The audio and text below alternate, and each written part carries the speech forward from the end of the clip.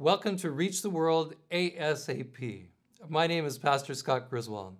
In my work for ASAP Ministries, we not only support ministry in Southeast Asia, but we encourage churches to reach out to the world that has moved in next door. People like international students and refugees who are making the huge adjustment to life in North America. Last week, I shared with you about the special things the Duluth Adventist Christian School is doing for refugees in their community. Because we're about to start another school year, because there are so many great needs, I want to share with you about one more story of another school. This one is right next to the Seventh-day Adventist Church in Rockford, Illinois. It's called Alpine Christian School. I was able to visit there as they were getting ready to start another school year of huge faith. I was amazed. I was touched by the dedication of the people at the school and in the church. In specific, I got to talk to Aaron, who is the school board chairman, and Pete, who is a special friend of the refugees in that community. I can only give you snippets of our conversation, but you can watch more on our website, reachtheworldnextdoor.com. Seventh-day Adventist Korean refugees started attending the Rockford Church. Few noticed them. They were so shy, so quiet. Then they began to meet in one of the rooms downstairs so they could hear in their own language. Pete and others saw the need for the children to be able to attend the Christian school. The refugee students from the Korean population that come here, some of their parents, most of their parents do not know English. They're trying to learn English. They have, the Korean congregation has a church service downstairs. The leadership of that church is whose children are here. It's so strange. If someone was in your church and said, we don't know if the head elder can afford to have their kids come here. They just can't afford it. They have 3 children, and dad doesn't have the skills. Dad grew up in a refugee camp. And he's downstairs leading their congregation. He does not know English. Their children are in our school, best friends with my kids. It's stunning for us to be able to explain that just to our congregation, to explain it to our friends. He does not want his children in a secular school. He doesn't want the risk. I don't believe he fully understands the risk that's out in the secular school. I'm certain he doesn't understand the risk, especially here in Rockford. It's an astounding risk with children whose mom and dad don't know what's going on. And so in my mind, they must be here. They have to be here before my kids are here. Because I can understand the culture. I can help protect my little guys. But can their dad help protect them? And I don't think they can. I don't think their understanding was completely going on. So for me, this is imperative that they're here. I want you to listen to Aaron as he describes the first day of registration. Okay, so we have our school board, or we have our registration day, and Pete comes in with however many, what are you, like 13 refugees on that first day, refugee students, and the school board members, our eyes are all getting bigger. What's exactly happening? Because we really didn't fully understand what was going to happen. We didn't know if we were going to get 2 students or 20. We didn't fully understand. So after the meeting, everybody goes home. We're kind of happy, but then again, starting to set in of reality of the additional costs of 13 additional students. That's like a 1/3 hike in student population. So immediately we try to come into a gear of what are we going to do? Okay, we have the students. How do we do this? So we changed up our strategies of normally we had a worthy student fund, something like this.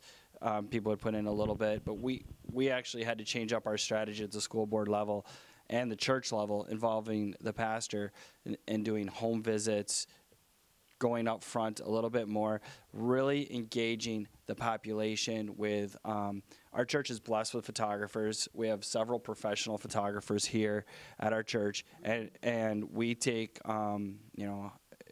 a lot of pictures of what's going on to really inform the church what is happening. This isn't a burden on our church. This is a blessing on our church. And to change that, including my thoughts, okay, including mine, like Very difficult to change that around to say, no, this isn't a burden. This isn't extra cost. It's extra blessings to us. And that's what we're still fighting with, and we're still trying to overcome that. And this year, we're trying to engage additional churches versus just church members to show that, hello, Adventist Church in Chicago, who doesn't have a school, look, the mission fields that we're all supporting have brought the mission right here in our front door. And aren't we happy that we don't have to go to Asia to go to the mission field when it's sitting right here in our front door? And we're really embracing that. And it's like I can't say it enough, it is an absolute blessing to have this school and to have these children at our school. They're friendly children. They're my kids' best friends, and I love it. So they stepped out in faith. But how do you keep things going? How do you gather enough money to support this many students who can't afford to pay? Through faith, prayer, and sacrifice. I've been on the school board here at Alpine for about 3 years. And this is previous. Before I was the school board chairman, I was a committee member, and I'm on the finance committee. And I'm really good friends with our treasurer. Okay, my wife's the assistant treasurer. And I call the treasurer after a finance committee meeting, and I said to her, I think we're going to close. And she's like, you might be right. She's like, how are we going to, it's just a matter of how we're going to close is what she said to me. It's a matter of, is this just run it to the wall and then Monday morning we have a sign, not open? Or do we start preparing people now that we have enough funding that's probably going to last us about 2 months? So I was like panic mode, big time, because I finally had enough guts to call the treasurer and say what I really thought. And we had a wonderful school board chairman, Dr. Mayberry, who was the superintendent of schools of Illinois. And so I call him. He says, you know what, Aaron, we need to go to lunch tomorrow. So we go to lunch, and we have prayer, and we talk about it. And he says, you know what, we're just going to get through it. Let's go up front on Sabbath. Let's talk about it. Let's reconstitute what we're going to do here. Let's take one more surge to talk to our congregation and the people that we know. And I said, okay. I mean, I really thought I was just going through the motions, and I was. I just thought it was kind of overwhelming, a line that wasn't getting crossed. And sure enough, we decided we were going to have a finance committee meeting every single week from that point forward, just to see where we would go. And we decided that we're going to take it right to the wall. If we have to stay open until Friday and we have to close, then that's what we're going to do. But we're going to take it right to the wall every single week. We're not going to put the alerts out that we're closing. We're going to put the alerts out that everything's going well. We love it. God's blessing us. And we're going to go talk to people about the positive things that are happening in our school. And every week, and I don't even know who were the people donating money, right? Every week, 1,000, 5,000, 2,000, 4,000, 7,000 commitments coming in from our congregation. And it was just mind-blowing, stunning to me that we made it to the point where we were like, whoa, we don't have to have a finance committee meeting next week. And our treasurer is like, wow. We would make decisions in our school board, just to let you know, we'd make decisions in our school board to say, we are going to pay for the school books, so write a check. We'd have a finance committee the next week. We're like, why didn't you write the check? We don't have any money. So we were borrowing from Peter to pay Paul kind of thing to get us through last year. And towards the end of the year, we had momentum. And, through the grace of God, we finished with money in the bank, which is it's easy to understand God's blessings when you know that the hill is so steep that you're not climbing it, period. And so these challenges that we have really helped me grow my faith. And now this year, I'm the school board chairman, and we have those same challenges, and they're greater with the Affordable Care Act and other things that impact our school. The costs have gone up. If you can see this room, we've remodeled this room. Smart boards are on order. And I can tell you, we're going to be struggling this year. I mean, that is the fact of our life.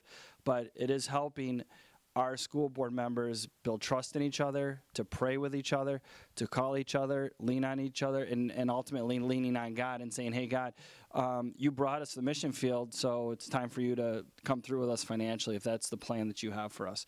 So when I say, I don't take it lightly to say that this is a blessing to me and to our church. I'm just don't know if our church completely, fully grasps it yet, but it's a story to tell on our church too.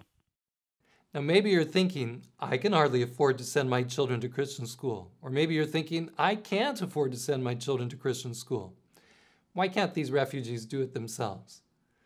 I wish you could see their lives, how hard they work. They do not have a free ride. They have 3 months upon arrival in America to get a job and pay for their own housing and everything. They even have to pay back the price of their ticket to get here. So, Aaron tells an interesting story that will help you to see they're not wasting money. They truly are in need of our help. 4 of my friends from the Corinne group just received their citizenship last week. So I took them to go do that, right?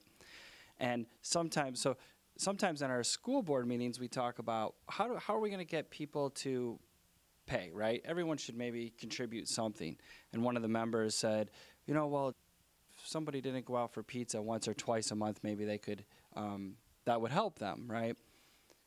And this was a new member, didn't quite understand the culture, and it just showed me how different the cultures are. So we go get... Because they're not going out for pizza. Yeah, right. They're not going out for pizza, and that's what I'm going to get to, is we take them to their citizenship. The swearing in is beautiful. And I tell them, I'm going to take you out to eat for, recognition for your citizenship to celebrate. Okay. The citizenship was in Chicago. We're like an hour and a half drive. An hour into the drive, they're trying to communicate to me like, so we don't have any food. How can we go out to eat? They think, these are my friends, mind you. These aren't just strangers in the church. I know them. I communicate with them. They think going out to eat, or they thought going out to eat meant take food, go to the park, and sit and eat. They didn't understand that it meant going to a restaurant. They had never been to a restaurant. And they've been here how many years, Pete? 3 to 5 years. They have never been into a restaurant. They didn't understand how to order water or food at all. And it was interesting to notice how culturally different we are and how giddy they were. I mean, they're just laughing like, seriously, these people are bringing us food and picking out water? So I just wanted to be able to share that with you of how different the cultures are, where we think it's something simple and it's not. So now, if you've listened to both weeks, you know how very special it is for refugees to be able to attend our schools. You know it takes a lot of sacrifice. At the very least, would you pray for the Alpine Christian School today? And if possible, go online and give something special towards this project. Wherever we can, with all that we can, let's reach the world ASAP.